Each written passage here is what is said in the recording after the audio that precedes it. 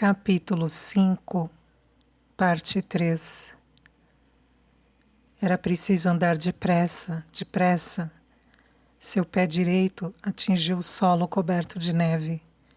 Firmando-se com os pés, deu um passo à esquerda e inspirou pela primeira vez.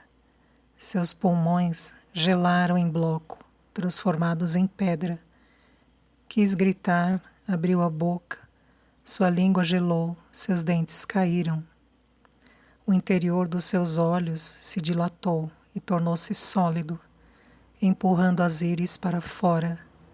Ainda teve tempo, antes de morrer, de sentir o frio esmagar-lhe os testículos e seu cérebro gelar.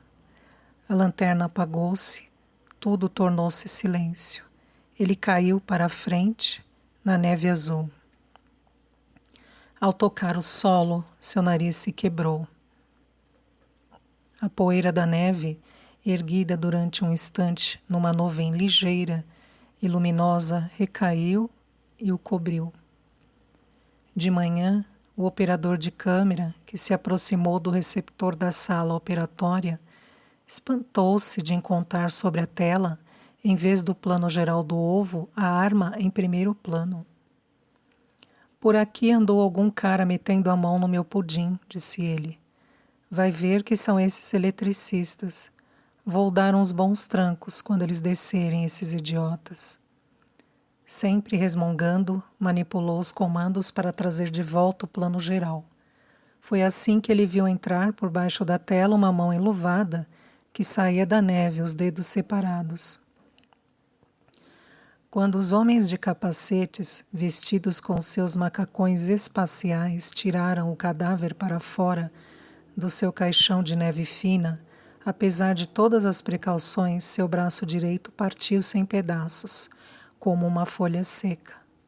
Estou desolado, disse Rochefort aos jornalistas e fotógrafos, reunidos na sala de conferências, de ter que lhes participar a morte trágica de Juan Fernández, fotógrafo do La Nación de Buenos Aires.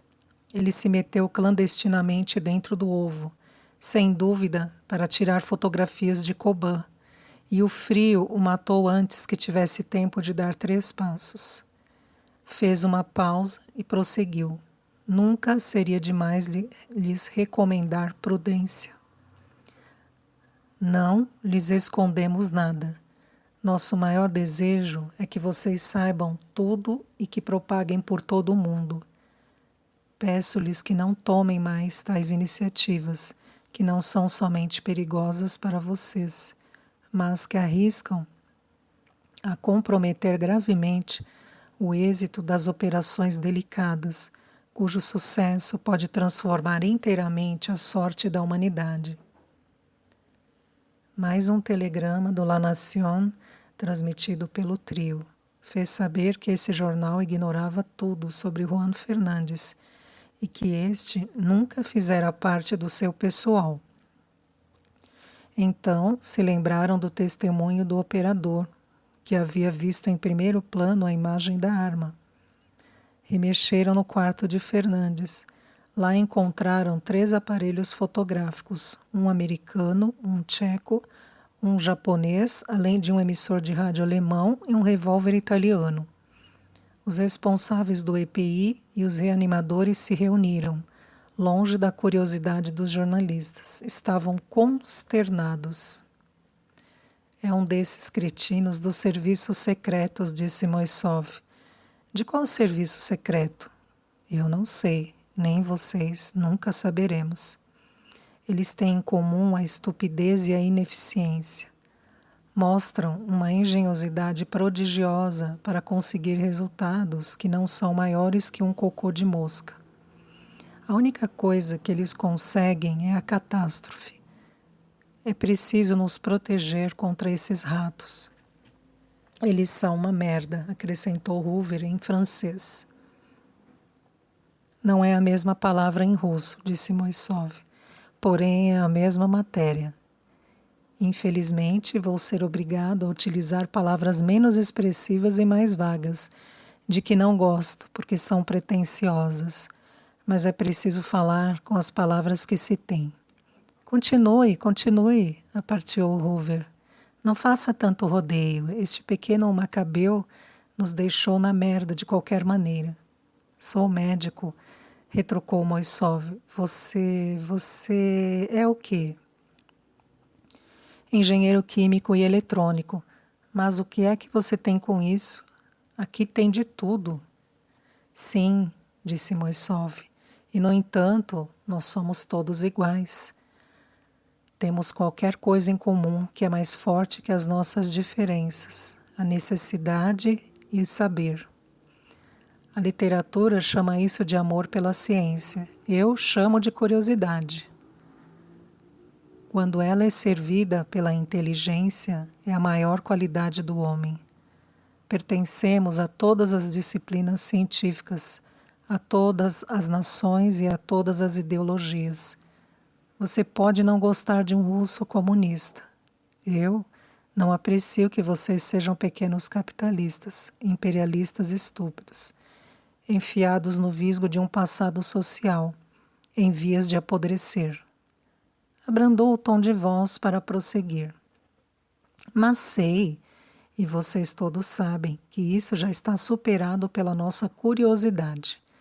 Vocês e eu queremos saber, queremos conhecer o universo em todos os seus segredos, os maiores e os menores. E já sabemos ao menos alguma coisa, que o homem é maravilhoso, mas que os homens são dignos de piedade. Que cada um do nosso lado, no nosso campo de conhecimento e no nosso nacionalismo miserável, trabalha em favor do homem. O que há para conhecer aqui é fantástico. E o que nós podemos tirar de proveito para todos os homens é inimaginável. Mas se deixarmos intervir nossas nações com sua cretinice secular, seus generais, seus ministros e seus espiões, tudo está perdido. Vê-se bem, replicou Hoover, que você seguiu os cursos noturnos do marxismo.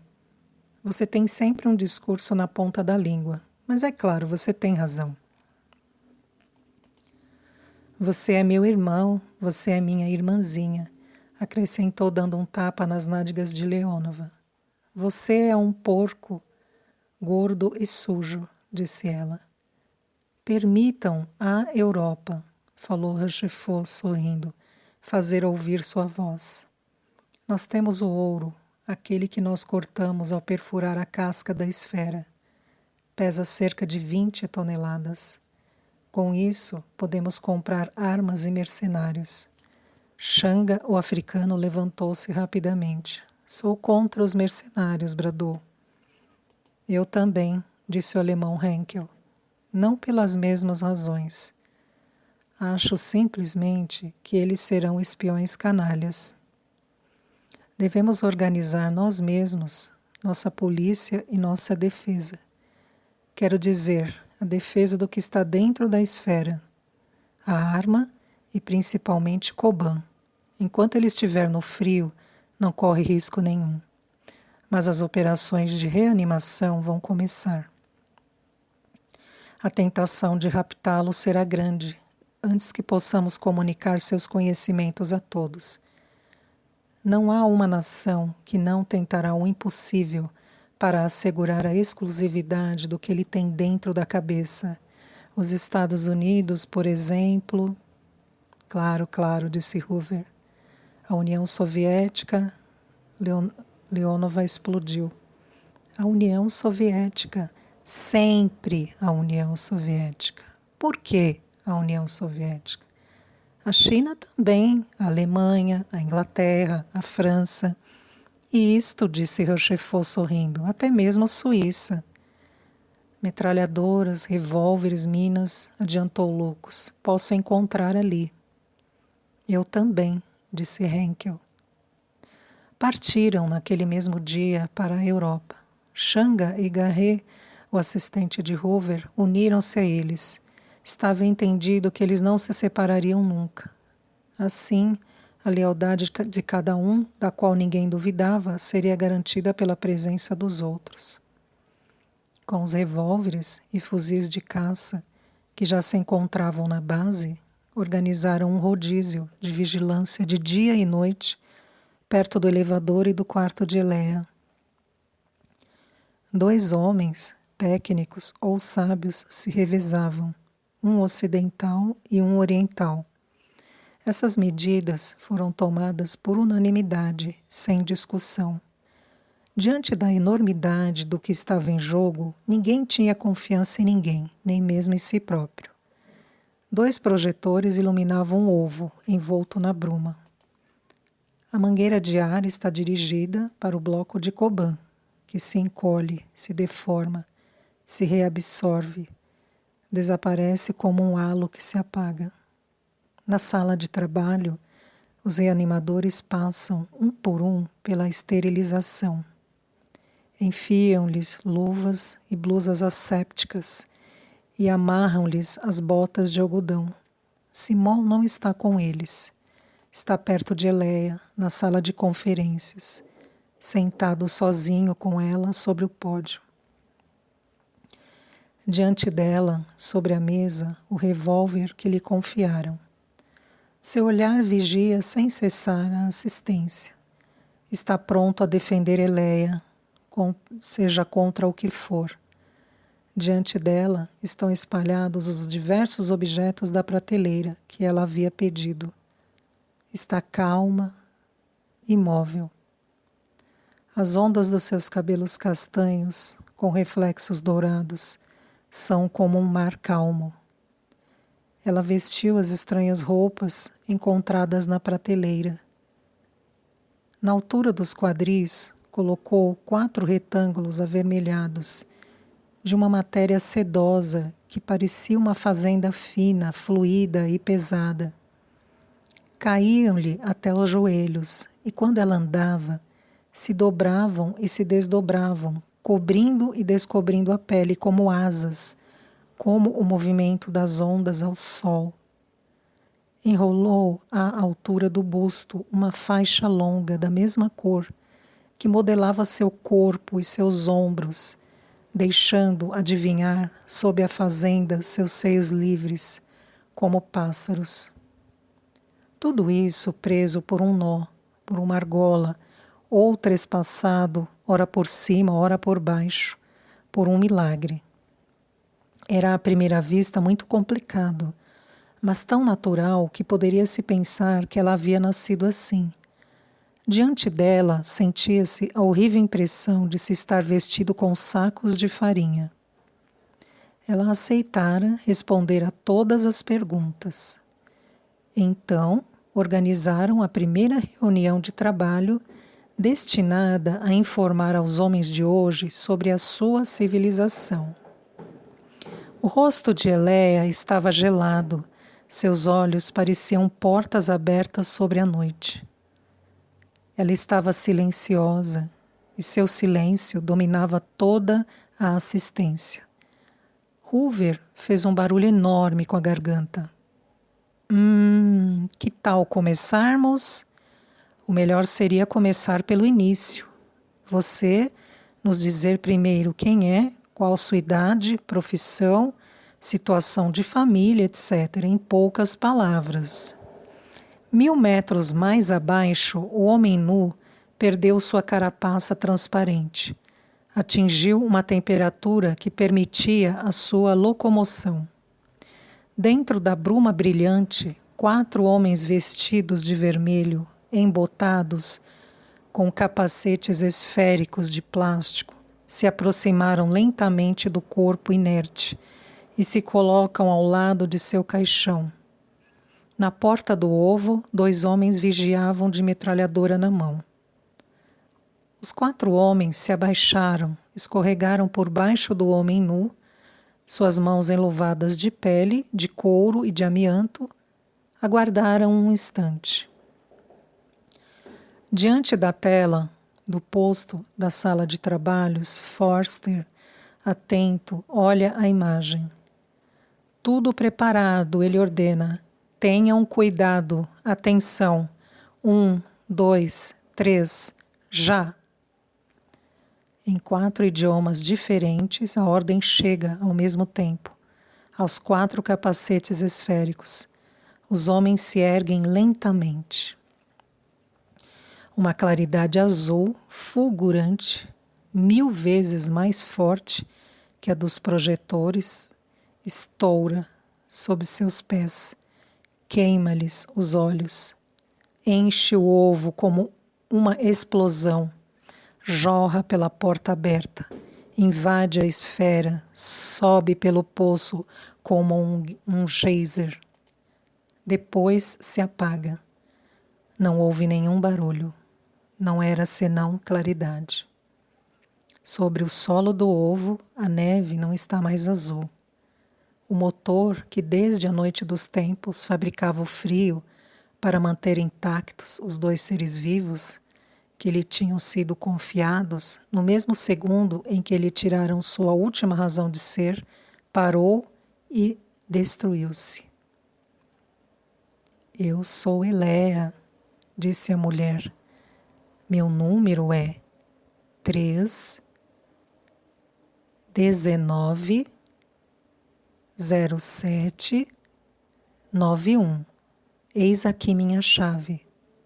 Mostrou a mão direita com os dedos dobrados, o médio separado e curvado para fazer sobressair o engaste do seu anel, em forma de pirâmide truncada. Pareceu hesitar, depois perguntou: Vocês não têm chave? Claro que sim, respondeu Simon, mas creio que não é a mesma coisa. Tirou o chaveiro do seu bolso, agitou-o, colocando-o depois diante de Elea. Ela o olhou sem tocar, com uma espécie de inquietação misturada à incompreensão. Em seguida, fez um gesto que pareceu de pouco caso e continuou. Nasci no abrigo da 5ª profundidade, 2 anos depois da Terceira Guerra. O quê? Perguntou Leonova. Que guerra? Entre que países? Onde era o seu país? Quem era o inimigo? As perguntas espocavam de todos os cantos da sala. Simon levantou-se furioso. Elea colocou suas mãos sobre os ouvidos, fez uma cara de dor e arrancou o aparelho de escuta. Perfeito, muito bem, vocês conseguiram, gritou Simon. Estendeu sua mão aberta para Elea. Ela aí colocou o ascoltador. Ele fez sinal a Leonova. Venha, chamou. Leonova subiu ao pódio. Pegou um grande globo terrestre, colocado sobre o chão, e pousou-o sobre a mesa. Vocês bem sabem que Elea não pode manipular o isolador, disse Simon aos sábios. Ela recebe todas as vossas perguntas de uma vez, vocês sabem. Já tínhamos previsto. Se vocês não podem respeitar um pouco a disciplina, serei obrigado, falando como médico responsável, a proibir essas sessões. Peço-lhes deixar Madame Leonova falar por todos vocês e fazer as primeiras perguntas. Depois, um outro tomará seu lugar e fará suas perguntas e assim por diante. De acordo? Tem razão, rapaz, disse Hoover. Vá lá que seja, que a linda bonequinha fale por nós. Simon virou-se para Elea e, de mão estendida, ofereceu-lhe o auscultador. Ela ficou imóvel um instante. Depois pegou o aparelho e colocou-o no ouvido. O homem está estendido sobre a mesa operatória. Ainda está nu. Os médicos e os técnicos se agitam ao seu redor. Fixam-lhe os eletrodos, as pulseiras, as braçadeiras, as correias de colocar nas pernas, todos os contatos que o ligam aos aparelhos. Travesseiros são colocados sob o seu braço direito, ainda pesado como ferro, meio erguido, e no qual o dedo médio ostenta um anel semelhante ao de Elea. Van Hook, com precauções de babá, Envolveu em pequenos pedaços de algodão o precioso sexo ereto. Apesar desses cuidados, ele quebrou uma mecha de pelos. Praguejou em holandês. Não tem importância, disse Zabrak. Isto crescerá outra vez, enquanto que o resto... Olhe, disse de repente Moissov, apontando um lugar da parede abdominal. Olhe aí, o peito. E aí, o bíceps esquerdo. Merda, gritou Leban.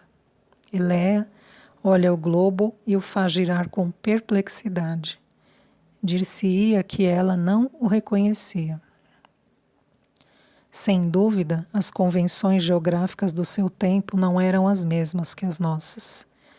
Os oceanos azuis, por exemplo, talvez ela não compreenda o que representam. Se nos mapas da sua época eles figurassem em vermelho ou em branco, talvez o norte fosse embaixo, ou à esquerda, ou à direita. Eleia hesita, pensa, estica o braço, faz girar o globo, e sobre o seu rosto adivinha-se que ela, enfim, reconhece e que também vê a diferença. Pegou o globo pelo pé e o inclinou. Assim, diz ela, ele era assim. Apesar da promessa, os sábios não puderam conter exclamações abafadas. Lanson dirigiu a boca da câmera para o globo e sua imagem apareceu na grande tela. O globo inclinado por Eleia tinha seu norte em cima e seu sul embaixo, mas deslocados quase 40 graus. Olofsen, o geógrafo dinamarquês, exultou. Ele havia sempre sustentado a teoria muito controvertida de uma inclinação do globo terrestre. Havia trazido 1000 provas, que eram refutadas uma a uma. Agora detalhes estavam aí. Ele tinha razão. Não havia mais necessidade de provas indiscutíveis. Havia uma testemunha. Um dedo de Eleia pousou sobre o continente antártico e sua voz disse: Gondawa. Sobre o globo que Leonova segurava na posição que Eleia havia lhe dado, Gondawa ocupava um lugar a meio caminho do polo e do equador, em plena zona temperada quente, quase tropical. Eis o que explica essa flora exuberante, esses pássaros de fogo encontrados no gelo. Um cataclismo brutal fez virar a Terra sobre um eixo equatorial, misturando os climas em algumas horas, talvez minutos, queimando o que era frio, gelando o que era quente, e submergindo os continentes com massas enormes de águas oceânicas arrancadas à sua inércia. Enis Sorai, disse Eleia. Procurou no globo alguma coisa que não encontrou. Enis Sorai. Fez girar o globo entre as mãos de Leonova. A grande imagem do globo girou sobre a tela. Enis Sorai, o inimigo. Seus olhos procuraram em vão alguma referência no globo.